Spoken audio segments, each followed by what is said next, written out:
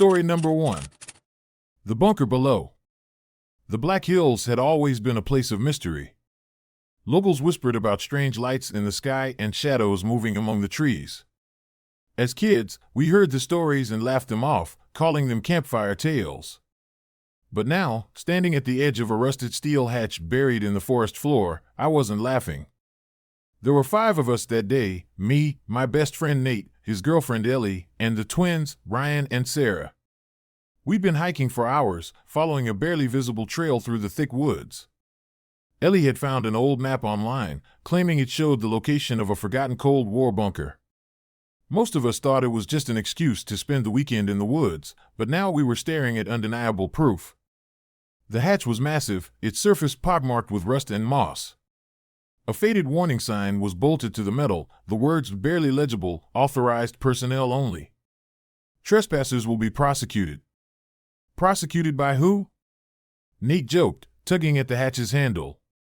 It groaned in protest, but with a little effort, he managed to wrench it open.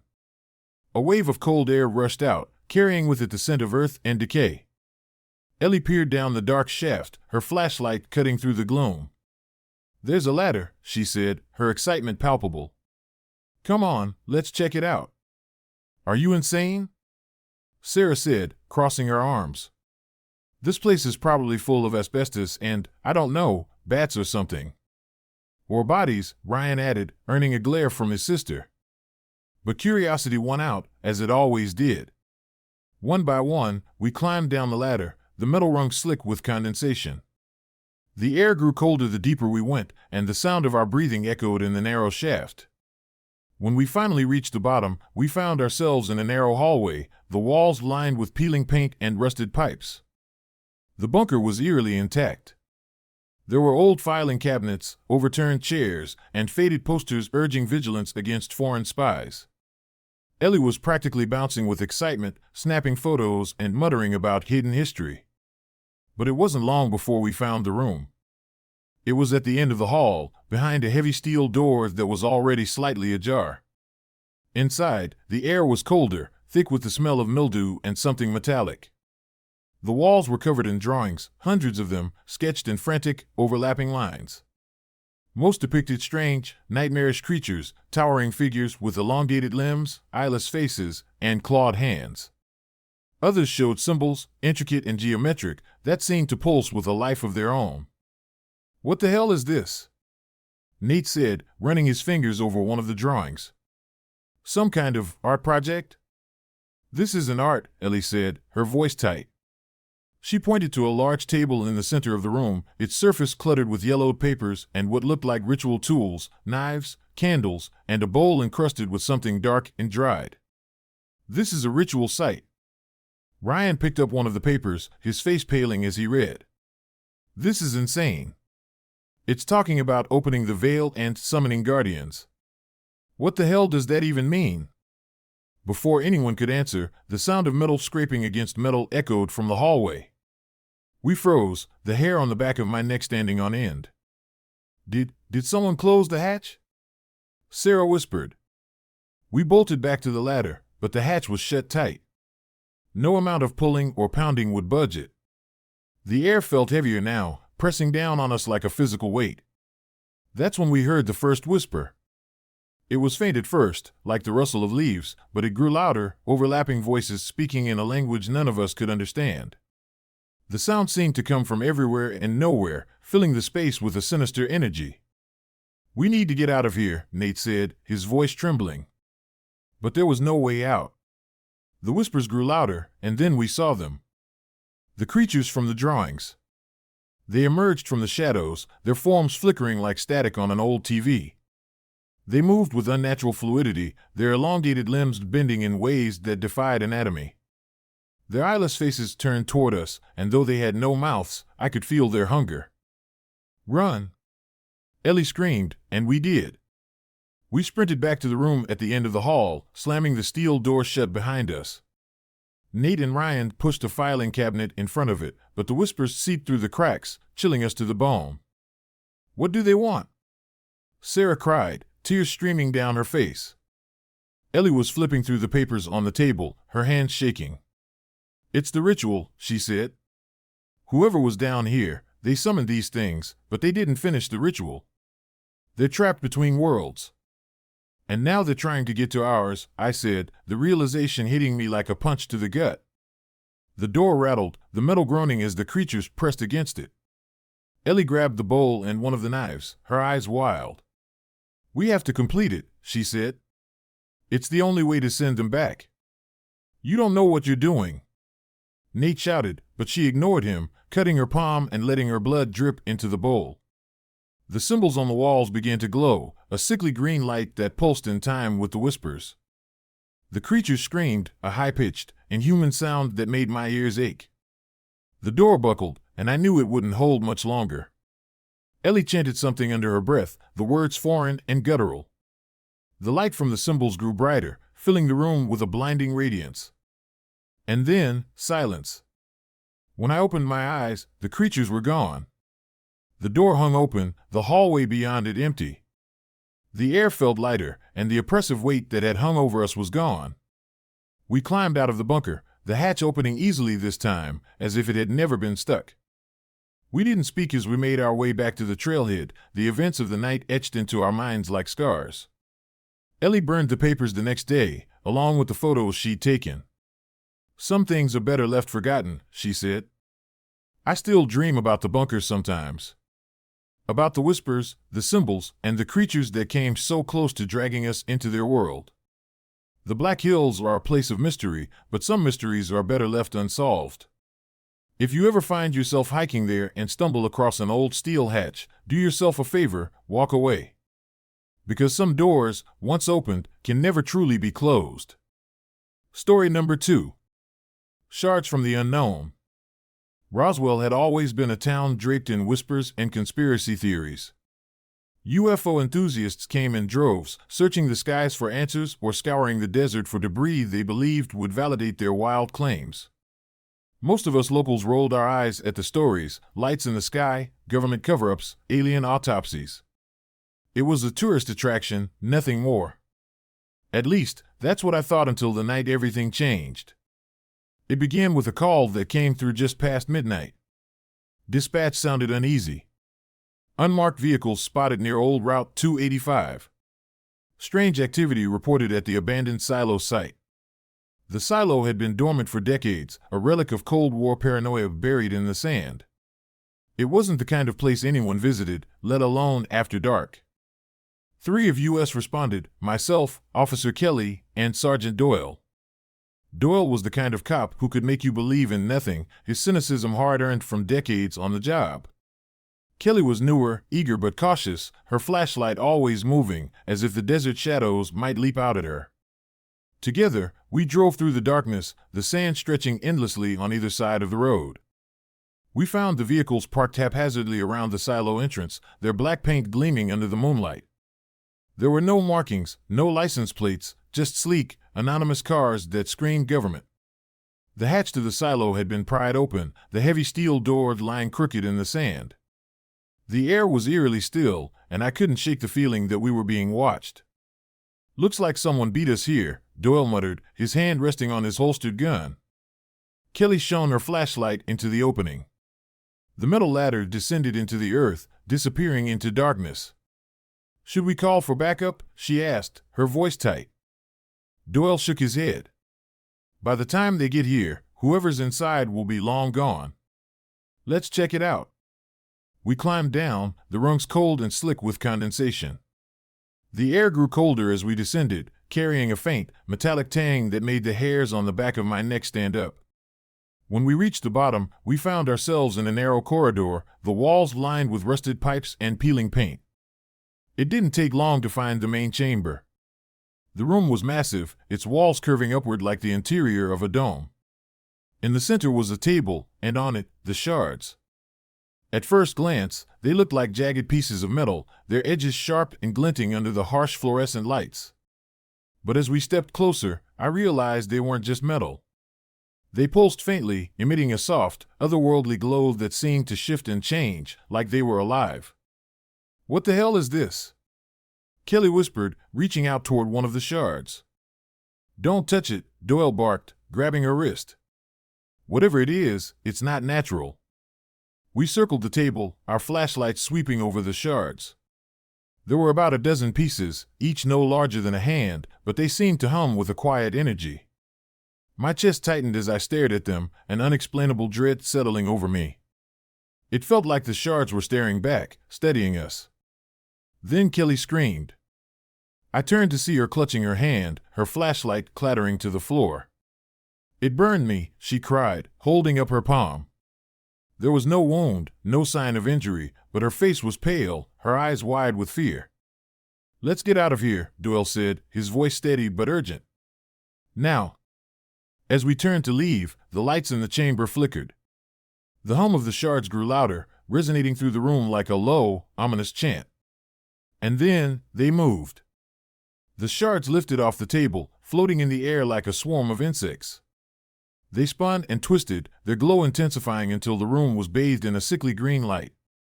Doyle pulled his gun, but before he could fire, one of the shards shot toward him, embedding itself in his chest. He staggered, his eyes widening as the shard burrowed deeper. His gun fell to the floor, and he let out a guttural scream that echoed through the chamber. Then he stopped, his body going still. When he turned to face us, his eyes were no longer his own. They glowed with the same eerie light as the shards, empty and inhuman. "Run," I shouted, grabbing Kelly's arm and pulling her toward the ladder. Doyle, no, the thing controlling Doyle, lunged for us, his movements jerky and unnatural. We scrambled up the ladder, the sound of his boots pounding against the metal rungs close behind. We barely made it out. Kelly and I collapsed on the sand, gasping for air as the hatch slammed shut behind us. But the relief was short-lived. The hum of the shards had followed us, faint but growing louder with each passing second. We ran to the cruiser, but it wouldn't start. The dashboard lights flickered, the radio crackling with static. Kelly was crying now, her hands shaking as she gripped the steering wheel. "What do we do?" she whispered. Before I could answer, the shards emerged from the silo. They hovered above the hatch, their glow pulsating like a heartbeat. Doyle, or whatever he had become, stood in the opening, his face twisted into a grotesque smile. "You can't stop it," he said, his voice layered with a dozen others. "It's already begun." The shards shot toward us, and everything went dark. When I woke up, I was alone. The cruiser was gone. Kelly was gone. The silo was sealed, as if it had never been opened. I stumbled back to town, my mind reeling, my body trembling with fear. No one believed my story.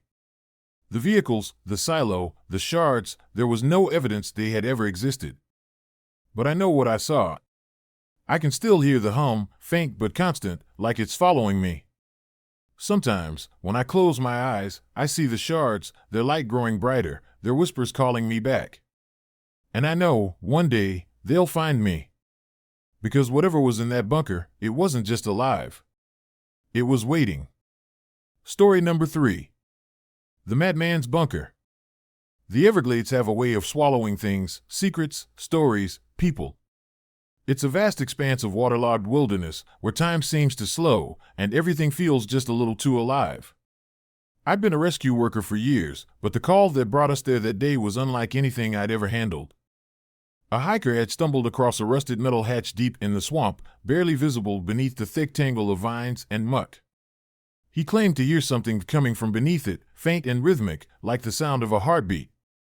Most people would have ignored it, written it off as some relic of the past. But not this guy. He reported it to the authorities, and somehow, it landed on our desk. We arrived in the late afternoon, the sun low and casting long shadows over the water. The hatch wasn't hard to find. The hiker had marked it with a bright orange flag. It was ancient, corroded, with bolts so rusted they looked like they'd crumble at a touch. A faded symbol was etched into the metal, something geometric and alien that none of us recognized. There were 4 of us that day, me, my partner Carla, and 2 rookies, Dave and Sam. We were used to swamp rescues, pulling out lost hikers or fishermen who'd underestimated the terrain. But this wasn't a rescue mission. It was something else entirely. "Think it's one of those Cold War bunkers?" Sam asked, his voice betraying a mix of excitement and nerves. "Maybe," Carla said, running her fingers over the symbol. Or maybe it's just an old storage shed. Either way, we're about to find out. It took all four of us to pry the hatch open. The air that rushed out was thick and sour, reeking of decay and chemicals. A narrow ladder descended into the darkness, the walls slick with algae and condensation. I went first, my flashlight cutting through the gloom. The others followed, their boots clanging against the metal rungs. The bunker was partially flooded, the water reaching just above our ankles. The walls were lined with peeling paint, and the ceiling dripped with a slow, steady rhythm. But what struck me most were the papers. Dozens of them, scattered across tables and pinned to the walls, covered in frantic handwriting and crude diagrams. Some were soaked and illegible, but others were perfectly preserved. Carla picked one up, her face pale as she read aloud. Experiment 47, integration unsuccessful. Subject expired after 72 hours. Noted increase in aggression before cessation. What the hell is this? Sam asked, shining his flashlight over the walls. The diagrams depicted human figures, their limbs twisted and elongated, their faces contorted in expressions of pain. There were notes scribbled in the margins, referencing things like neurological augmentation and genetic restructuring. This guy was doing experiments, Carla said, her voice tight. On people. The air grew colder as we moved deeper into the bunker. The water rose to our knees, thick and brackish, and the walls seemed to close in around us. The deeper we went, the worse the smell became, a nauseating mix of rot and chemicals that burned the back of my throat. Then we found the cages. There were 6 of them, each barely large enough to hold a person. The metal bars were bent and corroded, as if something had tried to claw its way out. Inside one of the cages was a pile of bones, picked clean and gleaming white under the harsh beam of my flashlight. Jesus Christ, Dave whispered, his hand over his mouth. What kind of sick bastard does this? He didn't stop with animals, Carla said, pointing to a nearby table. On it was a series of vials, their contents murky and unidentifiable. Beside them was a notebook, its pages filled with meticulous notes about doses, side effects, and progression timelines. And then we heard it. A low, guttural sound, like a growl mixed with a wet gurgle. It echoed through the bunker, coming from somewhere deeper in the shadows. We froze, our flashlights darting in every direction, but the sound stopped as suddenly as it had begun. Maybe it's just an animal, Sam said, his voice trembling. Yeah, Carla muttered, though she didn't sound convinced. An animal. We pressed on, our boots splashing through the water. The growl came again, louder this time, followed by a sound that made my blood run cold, laughter. It was faint, raspy, and distinctly human, but there was something wrong about it. It didn't sound like joy or humor. It sounded like madness. The hallway ended in a large chamber, the water waist-deep and stagnant. In the center was a metal table, bolted to the floor. Strapped to the table was something, or someone. At first, I thought it was a body, the skin gray and mottled, the limbs unnaturally thin. But then it moved. Its head turned toward us, and I saw its eyes, wide and bulging, glowing faintly in the dim light. Its mouth opened, revealing a set of jagged, mismatched teeth. Help me, it croaked, its voice barely more than a whisper. Before we could react, the shadows shifted. From the far corner of the room, something emerged, its form hunched and twisted, its skin stretched tight over impossibly long limbs. Its face was a nightmare, a patchwork of scars and stitches, its eyes sunk in pits that glowed with the same eerie light as the thing on the table. Welcome, it rasped, its voice dripping with malice. You've come to see my work. We backed away, our flashlights trembling in our hands. The figure stepped closer, its movements jerky and unnatural. They said I was mad, it continued, a grin splitting its grotesque face. But I've seen the truth. I've touched the fabric of creation. And now, so will you. It lunged. The next few moments were chaos. Flashlights dropped, water splashed, and the room erupted in screams. I ran, my heart pounding, the sound of heavy footsteps and guttural growls close behind. I didn't look back. I couldn't. Somehow, I made it back to the ladder, my lungs burning as I climbed. When I reached the surface, the sun was just beginning to rise, casting a pale light over the swamp. Carla was there, gasping for breath, her face pale and streaked with mud.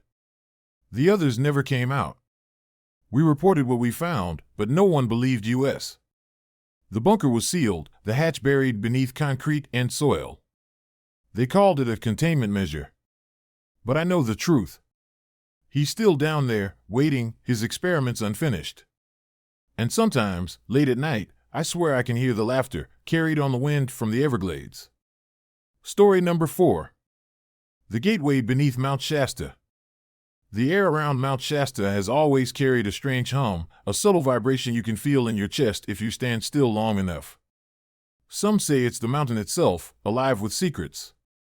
Others whisper about the ancient legends of Lemurians, shadowy figures, and hidden realms. But for us, it was just another hike, a chance to escape the monotony of our lives and lose ourselves in the raw beauty of the wilderness. We never expected to find the bunker, or what lay beyond it. The trek started like any other. Ellie, my girlfriend, was the planner, always researching new trails and packing enough gear to survive an apocalypse. I was the tag-along, happy to follow her lead and soak in the scenery. The trail was rough that day, overgrown and winding, but the crisp mountain air and the faint scent of pine made it worth the effort. We were about 3 hours in when Ellie spotted it, a metal hatch, half buried in the earth, its edges rusted and overgrown with moss. "Check this out," she said, crouching down to brush away the debris.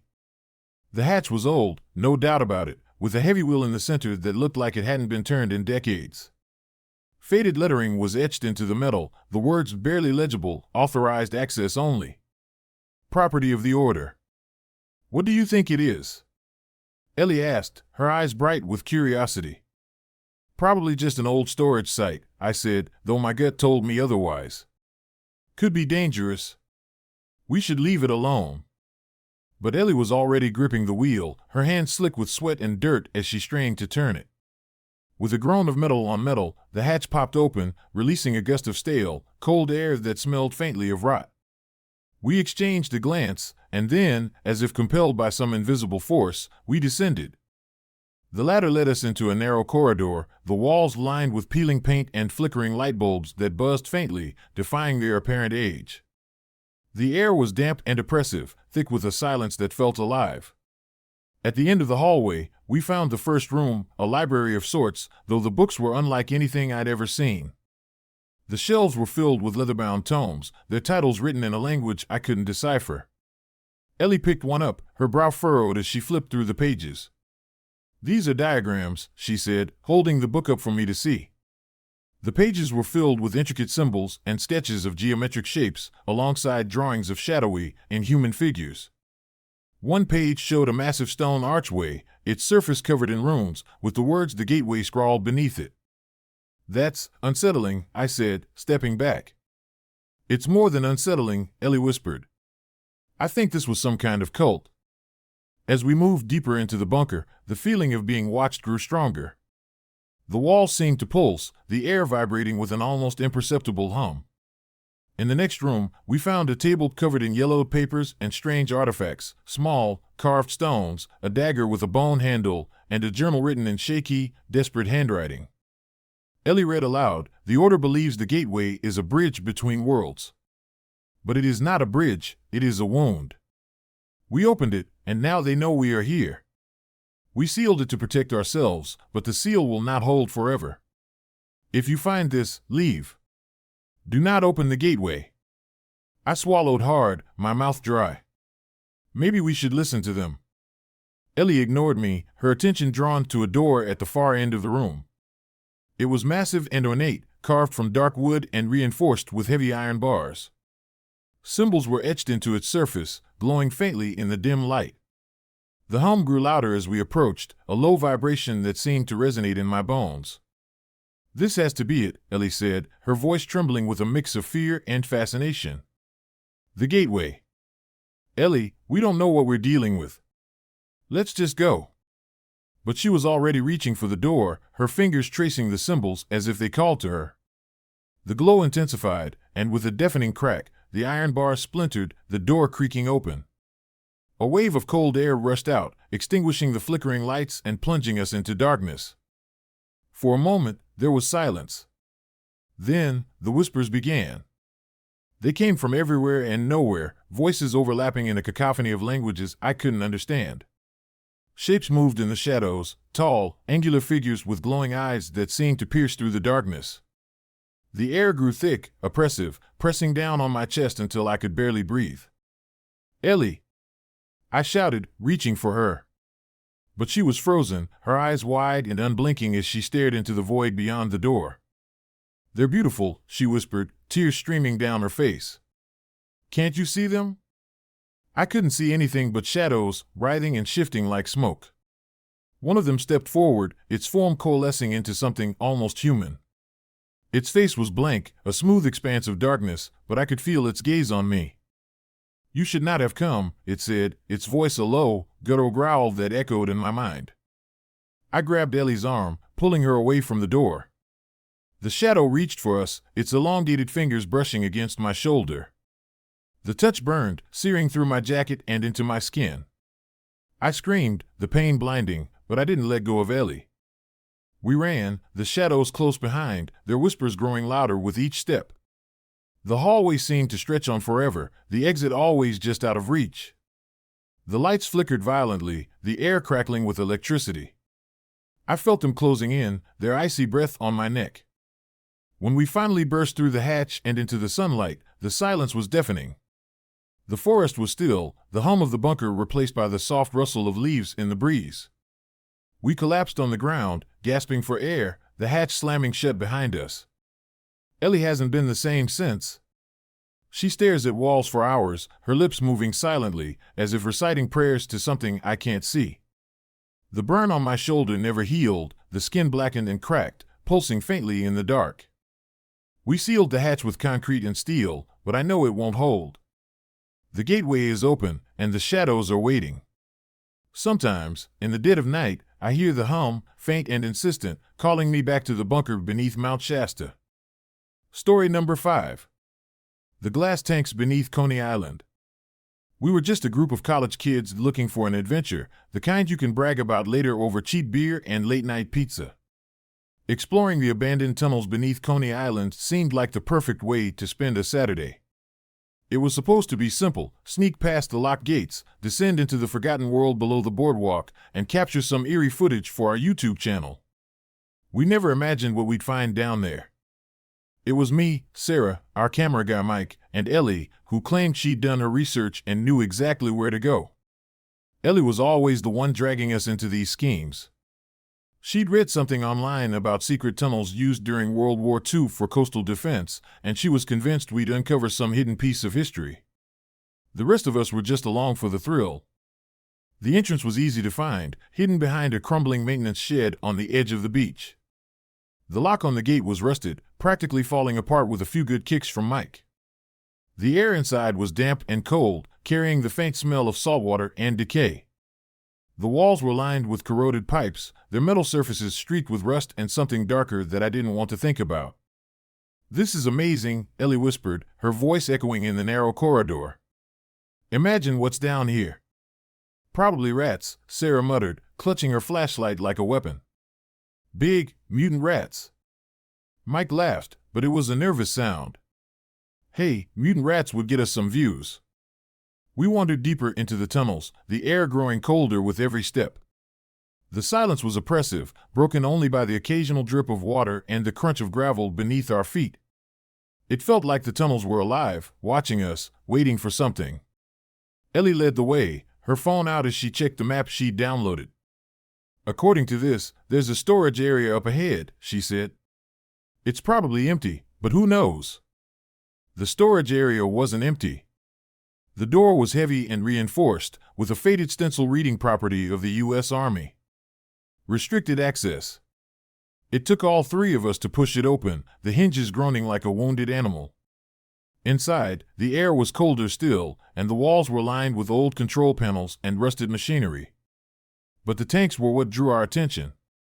They were massive, cylindrical structures made of thick glass, each one filled with a murky green liquid that cast an eerie glow over the room.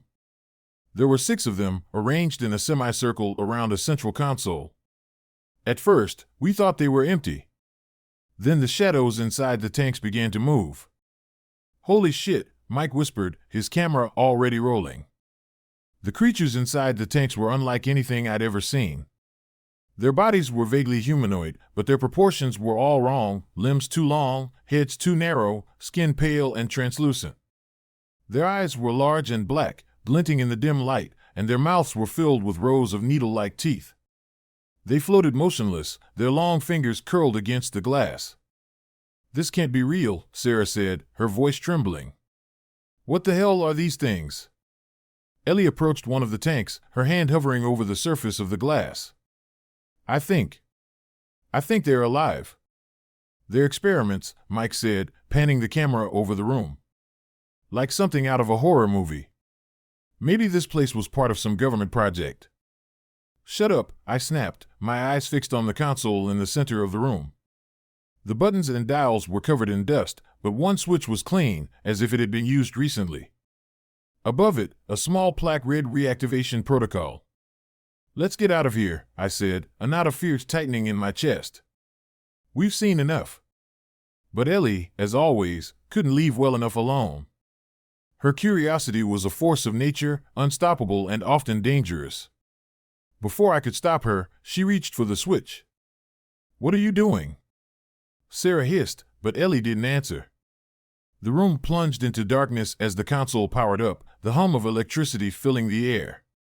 A series of lights flickered to life, illuminating the tanks in a harsh white glow. The creatures moved. It was subtle at first, a twitch of a finger, a ripple of movement in the liquid. Then their eyes snapped open, black and soulless, locking onto us.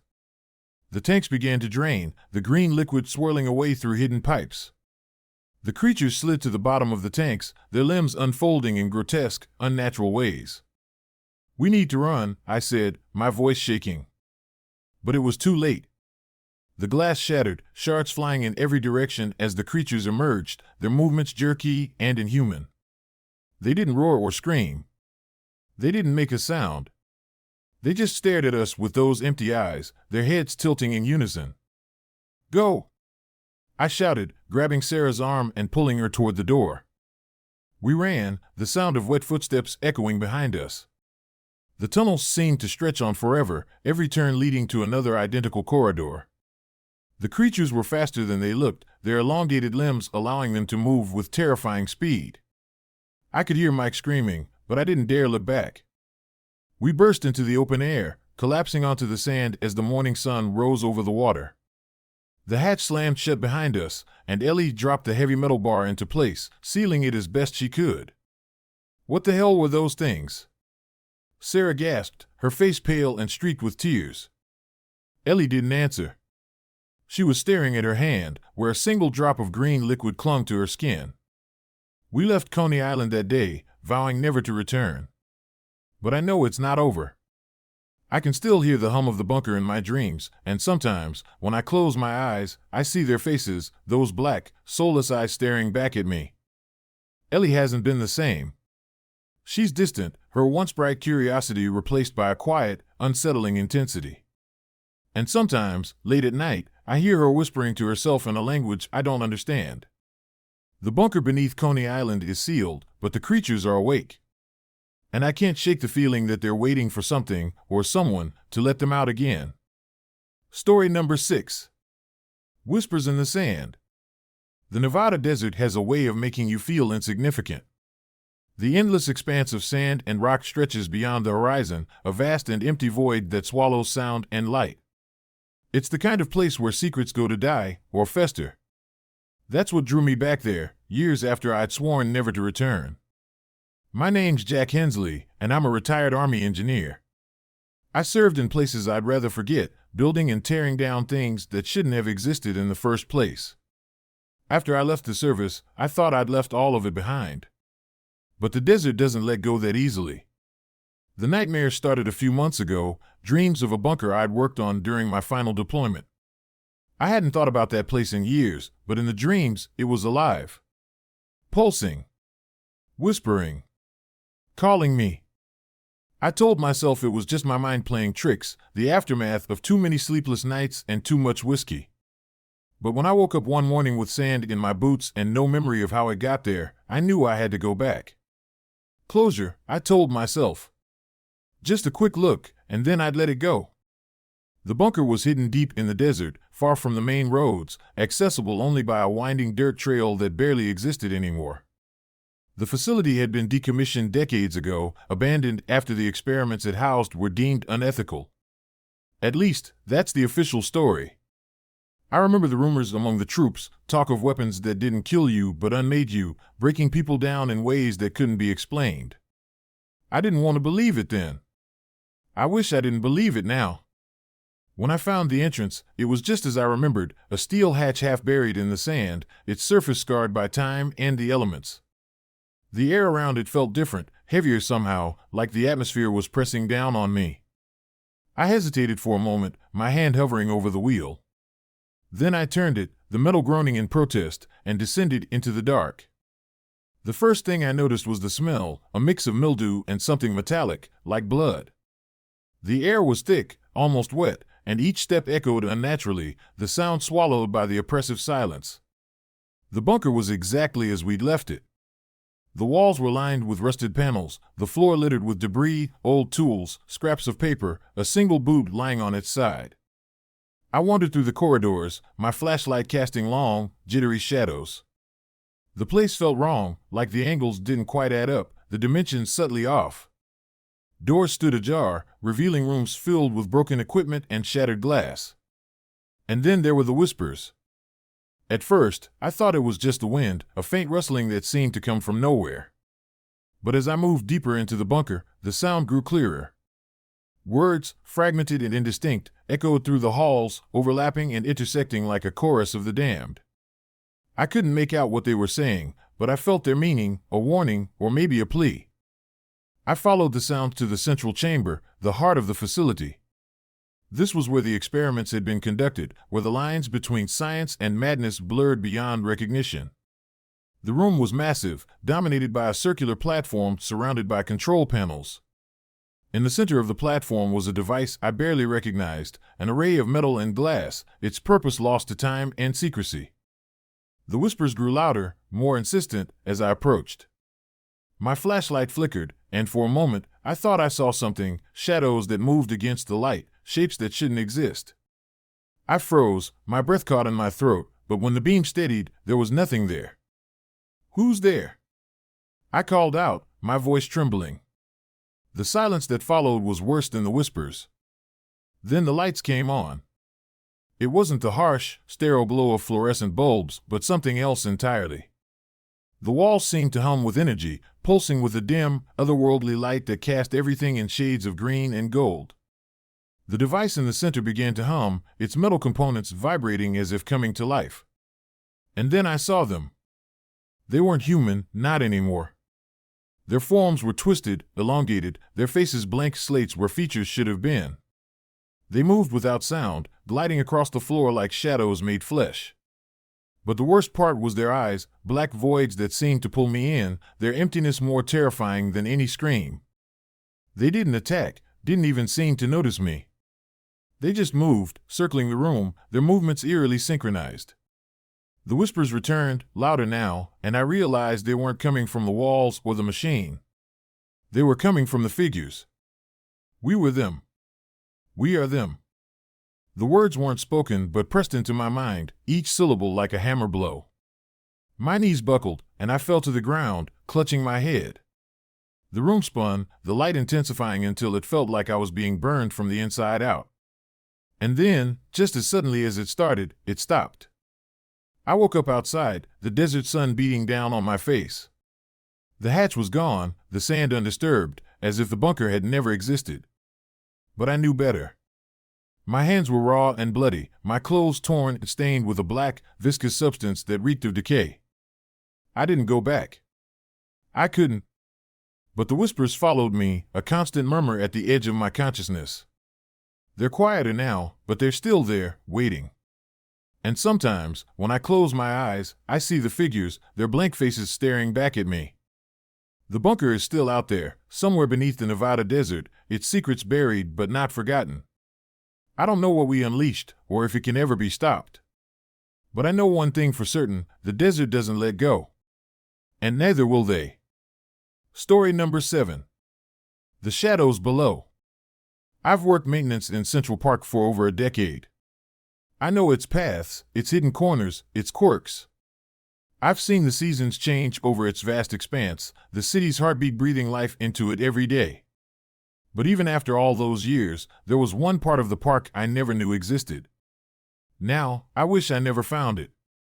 It started like any other shift, quiet, with the hum of early morning traffic just beyond the trees. I'd been tasked with checking one of the older storage sheds tucked away near the ramble. It was barely more than a relic, a forgotten structure swallowed by ivy and neglect. The door had jammed, and my supervisor wanted it cleared out before it became a safety hazard. The door wasn't the problem. It opened easily enough after a little elbow grease. The real issue was the hole beneath it. The floor inside the shed had collapsed, revealing a rusted metal hatch embedded in the dirt. The hinges were corroded, the bolts streaked with rust, but it was intact, far too intact to be an accident. It felt deliberate, like someone had hidden it on purpose. I should have reported it, but curiosity got the better of me. I pried the hatch open with a crowbar, coughing as a wave of stale, cold air rushed up to meet me. A ladder descended into the darkness below. My flashlight cut through the gloom, revealing rough, uneven walls and what looked like a narrow corridor. I told myself I'd just take a quick look, satisfy my curiosity, and be back above ground in minutes. I climbed down, my boots scraping against the metal rungs. The bunker was small, maybe a series of interconnected rooms, but the air felt heavy, oppressive, like something was pressing down on me. The walls were lined with faded newspapers and old maps of the park, their edges curling with age. The faint smell of mildew and rust filled my nostrils, mixed with something I couldn't identify, a sickly sweet odor that made my stomach churn. I found the journal in the second room. It was lying on a metal table, its leather cover cracked and worn. The pages were filled with scrawled handwriting, erratic and uneven, as if the author had been writing in a frenzy. The first entry was dated March 12, 1967. The thing in the dark isn't human. I don't know what it is, but it knows I'm here. I hear it moving at night, sliding through the shadows, waiting. It doesn't like the light. I've sealed the doors, but I can feel it watching me through the cracks. I flip through the pages, the entries growing more frantic, more desperate. The writer described a creature that thrived in darkness, something that moved through the shadows like smoke, silent and relentless. It eats the dark, one entry read. It lives in it, feeds on it. And now it's hungry. My flashlight flickered. I froze, my breath catching in my throat. The beam steadied a moment later, but the oppressive silence around me had changed. It felt alive now, a palpable thing that pressed against my skin and filled my ears with a faint, rhythmic pulse. I should have left right then, but I didn't. Instead, I kept reading. I've tried everything, candles, lanterns, even fire. Nothing keeps it away for long. The light slows it down, but it doesn't stop it. I'm running out of fuel. If anyone finds this, don't stay. Don't let it trap you like it trapped me. The last page was stained with something dark, the words barely legible, it's in the shadows. Don't let the light go out. The sound started as I closed the journal, a faint, scraping noise, like something being dragged across metal. My flashlight flickered again, the beam dimming for just a moment, but in that moment, I saw it. A shape, impossibly tall and thin, its limbs stretching unnaturally, its face a void of nothingness.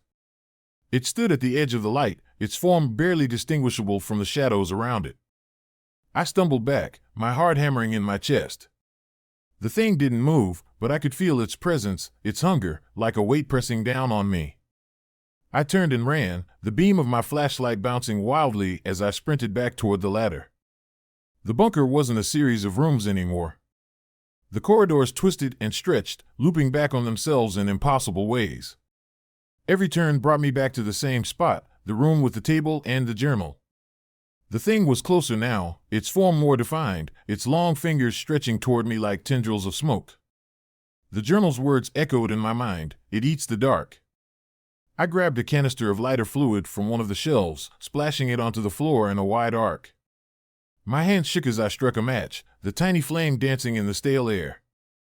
The fire roared to life, casting wild, flickering shadows across the walls. The thing recoiled, its form dissolving into the darkness like ink in water. The flames gave me just enough time to find the ladder. I scrambled up, my hands slipping on the rungs as the thing's whispers filled the air, a chorus of low, guttural voices that pressed into my mind. I hauled myself out of the hatch and slammed it shut, collapsing onto the ground as the sunlight bathed me in its warmth. I reported the shed to my supervisor, telling him the floor had collapsed and the structure was unsafe. They sealed it off with concrete the next day, burying the hatch beneath layers of stone and soil. I didn't tell them about the bunker or the thing that lived inside it. Some secrets are better left buried. But I still hear it sometimes, late at night, when the park is quiet and the shadows stretch long across the ground. A faint scraping sound, like claws against metal, growing louder with each passing day. I keep the lights on now, always. Because I know that if the darkness ever takes me, it won't let me go. Story number 8. The Cartographer's Bunker. The Rockies have a way of humbling you. Towering peaks, endless cliffs, and valleys that stretch into forever, all of it a stark reminder that nature doesn't care about you. That's why I loved it out there. The vast emptiness made my problems feel small. At least, it did before we found the bunker. It was supposed to be a simple climb. Just me, my girlfriend Jenna, and our friends Chris and Mia. We'd been planning the trip for weeks, eager to tackle one of the less-traveled routes. The air was crisp, the sun bright, and the snow clinging to the cliffs sparkled like shards of glass. It was the kind of day that makes you forget the world's ugliness. Until you find it staring back at you. Chris was the first to spot the hatch. It was hidden in the face of the cliff, partially buried in ice and rock. At first, I thought it was just a patch of exposed metal, maybe the remnants of an old mining operation. But as we cleared away the debris, the truth became evident. The hatch was solid steel, reinforced with rivets, and a faded insignia was etched into its surface, a compass rose with strange symbols surrounding it. "What the hell is this doing out here?" Chris asked, running his hand over the cold metal. Jenna crouched beside him, brushing away more snow. "Looks like it's been here for decades," she said. "Maybe longer." "Think it's safe to open?" Mia asked, her voice tinged with unease. "No way it still works," I said. But when Chris grabbed the wheel and gave it a hard twist, the hatch groaned and swung open, releasing a gust of stale, cold air that smelled faintly of rust and mildew. We stood there for a moment, staring into the darkness below. "Are we really doing this?" Mia asked, her eyes darting between us. Chris grinned. "Come on. You don't find something like this every day." One by one, we climbed down the metal ladder, our flashlights cutting through the gloom. The air grew colder the deeper we went, and the walls were slick with condensation. When we reached the bottom, we found ourselves in a narrow corridor lined with old, rusted machinery. The faint hum of electricity buzzed in the background, though I couldn't see the source. "This place is huge," Jenna whispered, her voice echoing off the walls. "Looks military," Chris said, shining his light over the pipes and control panels. "But why would they build something like this out here?" The answer came when we found the room. At the end of the corridor was a steel door, slightly ajar. Inside, the air was colder still, and the room was filled with rows of filing cabinets and shelves stacked with yellowed papers. But it was the walls that held our attention. They were covered in maps. Hundreds of them, pinned up in chaotic clusters, their edges curling with age. Each map was marked with red circles, black arrows, and strange notations written in a language none of us recognized. Some maps showed familiar places, California, New York, Japan, while others depicted regions I couldn't identify, with coastlines and landmarks that didn't match any geography I knew. "This is insane," Mia said, running her fingers over a map of Europe. "Look at these dates." She pointed to a circle over Germany, marked with the year 1945. Another circle over Indonesia was dated 2004. Both locations corresponded to catastrophic events, World War II's end and the Indian Ocean tsunami. "Are these disasters?" Jenna asked, her voice trembling. Before I could answer, Chris called out from the far corner of the room. "Guys, you need to see this." He was standing in front of a massive table, its surface covered in more maps. But these were different. The paper was pristine, the ink fresh, and the locations marked on them were eerily specific. A town in Alaska. A village in India. A small island in the Pacific. Next to each location was a date, and all of them were in the near future. "This can't be real," I said, my heart pounding. "It's some kind of hoax." "Then why is it changing?" Mia whispered. She was right. One of the maps was moving. The ink seemed to shimmer and flow, the red circles shifting to new locations before our eyes. A new mark appeared over the Rocky Mountains, just north of our current location. The date beside it was today. The room suddenly felt smaller, the air thicker. "We need to get out of here," Jenna said, backing toward the door. The hum of electricity grew louder, and the maps began to glow faintly, their lines pulsing like veins. The air filled with a faint whisper, a susurration of voices overlapping in a language I couldn't understand. Then the lights flickered, and the whispers grew louder, more insistent. "Go!" I shouted, grabbing Jenna's hand. We bolted for the ladder, the sound of our boots echoing through the corridors. But as we reached the hatch, the ground beneath us shook, and the whispers turned to screams. I looked back and saw the maps peeling themselves from the walls, their paper forms twisting and writhing like living things. We climbed out into the sunlight, the cold air a relief against the suffocating heat of the bunker. The hatch slammed shut behind us, and the earth rumbled as if the mountain itself was trying to bury the place for good. None of us spoke as we made our way back down the trail. The sunlight felt wrong, too bright, too sharp, and the air was heavy with the weight of what we'd seen. That night, I dreamed of the maps, of lines shifting and ink bleeding, of places I'd never heard of marked with dates that felt inevitable. A week later, the news broke. A small town in Alaska had been destroyed by a freak landslide. The exact location and date matched the map we'd seen. I've tried to forget what we found in that bunker, but I can't. The whispers still haunt me, faint but insistent, as if the maps are calling me back. Sometimes, I wake up with the taste of rust in my mouth and the smell of mildew in my nose, and I wonder if I ever really left. The bunker is still out there, buried in the cliffs of the Rockies, its secrets waiting to be uncovered. But some doors should never be opened, and some truths are better left buried. Story number 9. Echoes of Alcatraz. There's something about Alcatraz that draws you in.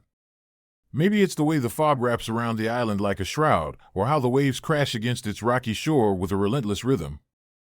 For decades, the stories of escape attempts, notorious criminals, and whispered hauntings have made it a fascination for tourists and thrill-seekers alike. For us, a team of 3 journalists, it was supposed to be just another story, another feature piece for the magazine. But what we found beneath the prison's crumbling facade wasn't just history. It was horror. I was the first to hear about the hidden bunker. An old maintenance worker, long since retired, had contacted me after reading an article I'd written about forgotten Cold War relics. "You think bunkers in the Nevada desert are interesting?" he'd said, his voice thick with the rasp of too many cigarettes. "You should check out what's under Alcatraz. They buried more than secrets there." At first, I dismissed him as just another conspiracy nut. But when he sent me a set of hand-drawn maps showing a sub-basement beneath the prison's laundry facility, I couldn't resist. I pitched the idea to my editor, who reluctantly greenlit the project. That's how I ended up on a ferry with my colleagues, Jess and Marcus, heading toward one of the most infamous prisons in the world. The day was overcast, the sky a dull gray that matched the choppy waters. As the island loomed closer, its imposing silhouette framed by the fog, I felt a chill that had nothing to do with the wind. Jess, ever the skeptic, rolled her eyes at my unease. "It's just an old prison," she said, her camera slung over her shoulder. "The scariest thing here is the overpriced coffee at the gift shop." Marcus, our tech guy, was more intrigued. "If there's really a hidden bunker down there," he said, "it could be huge. Uncovering a secret like that? Pulitzer material." We arrived just as the last ferry of the day departed, leaving the island eerily quiet. The main cell block was as oppressive as I'd imagined, cold, sterile, and steeped in an atmosphere of despair. But we weren't there for the tour. Armed with the old man's maps, we made our way to the laundry facility, an unremarkable building tucked behind the main yard. It didn't take long to find the hatch, hidden beneath a rusted grate in the floor. The air that greeted us when we pried it open was thick and foul, carrying the stench of decay and stagnant water. "Lovely," Jess muttered, shining her flashlight down the narrow shaft. A ladder descended into the darkness, the rungs slick with moisture. One by one, we climbed down, our footsteps echoing against the damp walls. The bunker was real, just as the maps had promised. The corridors were narrow and lined with rusted pipes, the floor slick with condensation. Old light fixtures hung from the ceiling, their bulbs long dead. But it was the carvings on the walls that stopped us in our tracks. Every surface was covered in marks, scratches, symbols, words scrawled in what looked like blood. Some were names, etched in shaky, desperate handwriting. Others were crude drawings of figures writhing in torment. Jess snapped photos while Marcus examined the symbols, muttering about occult practices and superstitions. "This is messed up," Jess said, her voice tight. "Even for Alcatraz." The first room we found was small, barely more than a cell. Chains hung from the walls, and the floor was stained dark with something long since dried. The air was colder here, so cold that I could see my breath. But it wasn't until we found the central chamber that the full scope of the place became clear. The room was massive, dominated by a large steel table in the center. Shackles were bolted to its surface, and above it hung a crude pulley system. The walls were lined with shelves, their contents obscured by dust and cobwebs. Jess wiped off one of the jars and recoiled, nearly dropping it. Inside was what looked like a human tooth, floating in a murky liquid. "What the hell was this place?" Marcus whispered.